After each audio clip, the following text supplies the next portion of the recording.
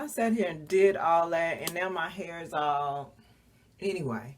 So I just, you can see I twisted my hair last night all over. The ones in the back are probably bigger.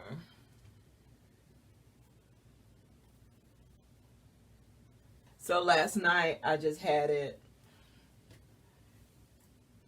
these two sides clamped down like so. It was kind of cute actually. And I had the back ones clamped. So what I'm about to do now though is go in the garden. So I'm going to pull everything back that can go back and get it stretched. Check this side.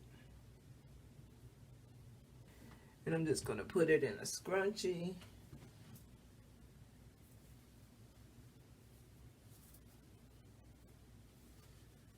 Actually, I'm going to fold it under.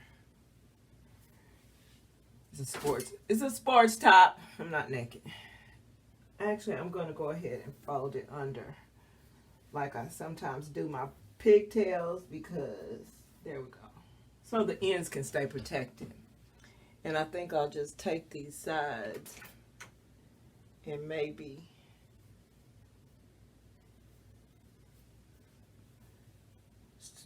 spin them into each other and pull it back. And then clamp that. I clamp it an inch from the end though, because I don't want the end to come out stringy. And by the way, I know y'all do it too. Sometimes when we pin our hair up, there's a little uncomfortable spot that we think, oh, it's not so bad, so I'll just leave it. Don't do that. You don't have to be uncomfortable that whole day. You don't have to be uncomfortable. You know what? These are getting cute. These twists are getting cuter and cuter. But I'll worry about that on wash day, maybe on wash day. Which, by the way, is supposed to be wash day, which would explain my hair behaving so nicely right now. Yeah. So I just reclamped that because there was a tight, uncomfortable, pokey spot back there that I was going to leave because it wasn't that bad. It really wasn't that bad. So I'm just going to twist these all the way down. I'm not even going to braid them. I was doing the most when I was braiding them into each other. Don't have to do that.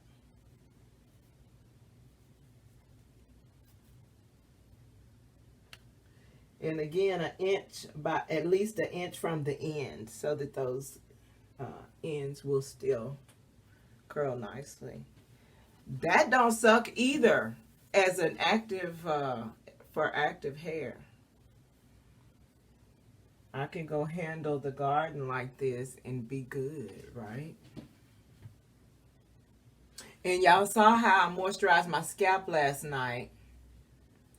You don't know that it was last night, but y'all remember how I did it. For those of you who don't, it was with a cocoa butter stick. A cocoa butter stick.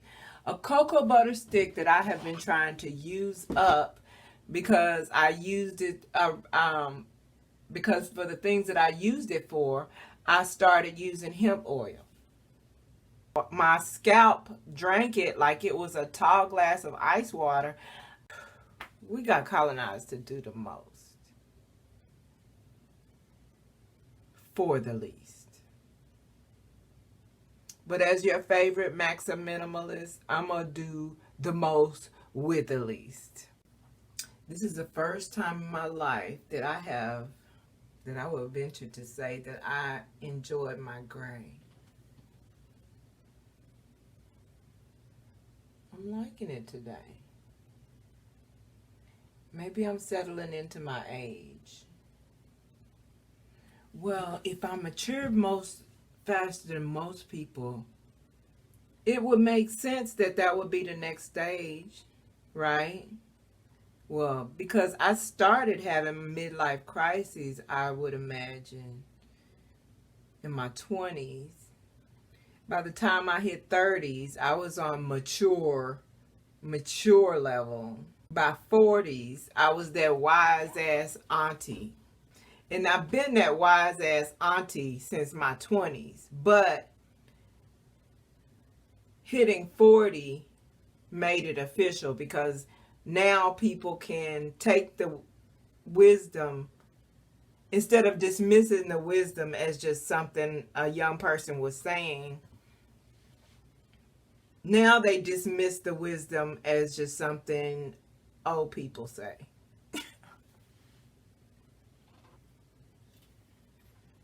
When I was young, they would dismiss it and think I think I'm better than them. Well, that's still the case now. So anyway, I think I'm probably just settling into my own age. My old age. It's my own old age, but maybe I'm just settling into it. See, I don't understand. Why is my polish chipping on the end? I just painted these yesterday and I was so proud. You know what though? I didn't put the top coat on, remember? Maybe it really needs an actual top coat. But what I'm going to do this time though, I always wanted to do this anyway, this ratchet. And then figure out what we're going to wear in the garden, because I'm going in the garden today. We're going to do some shit. Between the garden and the kitchen, we're going to do some shit. Might as well wipe my face then, since I done pulled the face wipe out. I don't know what I thought I was going to do, paint the nail and then wipe my face. Hand all got to be all under here. Mess the new paint job up. Oh, this is yesterday's eyeliner too. Some of y'all might be able to tell. Y'all, little girl guru is going to be able to tell. I know y'all prioritize that stuff. I don't know what y'all doing these days.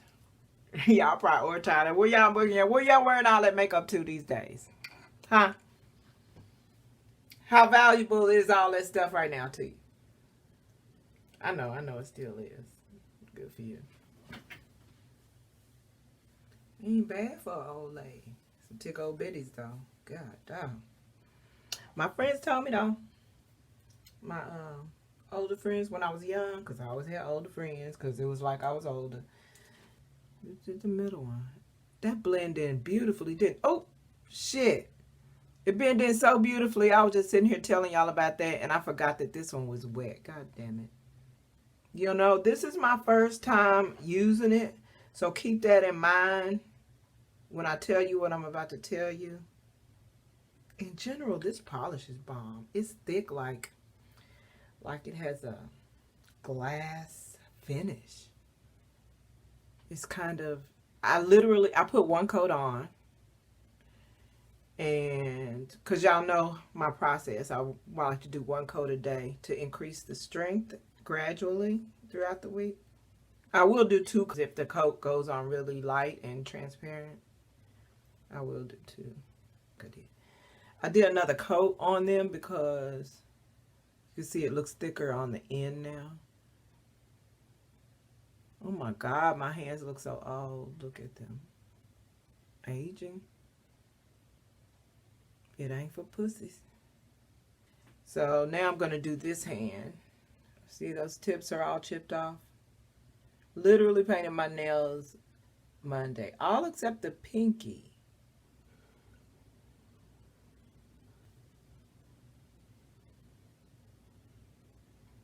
See? If you're an irresponsible consumer, don't use hempwick. I encourage the use of hempwick. I promote it. It gives me, my process gives me the most ideal flavor and experience from dosing up. Hands down. Obviously, or I wouldn't carry this all over the place to always be able to use it over lighters. However, I would rather you deprive yourself from that luxury than you to burn your house down. So if you know damn well that you are a novice or that you tend to be negligent often, under the influence, then I discourage the use of hempwick. Don't do it. Because that bitch will stay lit sometimes, and you don't really, you think you blew it out. And you know how I said I always pinch afterwards. That was the one time I didn't pinch it afterwards. And just because I stood here talking to you guys, thank you very much for being here for me to ramble on and on. But just because I stood here rambling on and on was the only reason. And I kept smelling something. I was like, I smell something. But it smells kind of like whack, it kind of smells like a candle though. Not like fragrant like a candle, but it doesn't stink like sulfur or soot or something's been burned. So anyway, so I kept smelling something. I wasn't worried about something burning because it wasn't anything dangerous. You know, it smelled like something that's true. I was smelling it.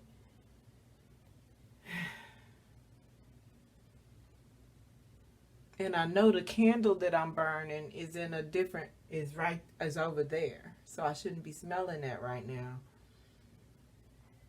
But as I talked to y'all, the literal smoke started drifting up. And I was like, oh, hell, I would have done burned this whole down.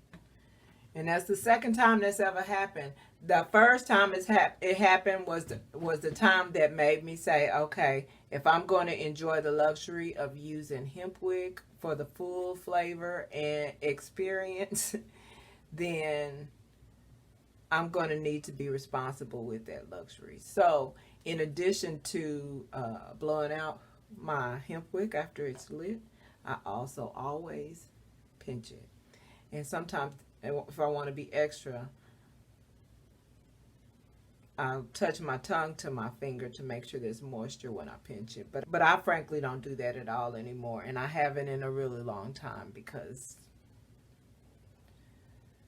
of our new world order. Yeah, I said it.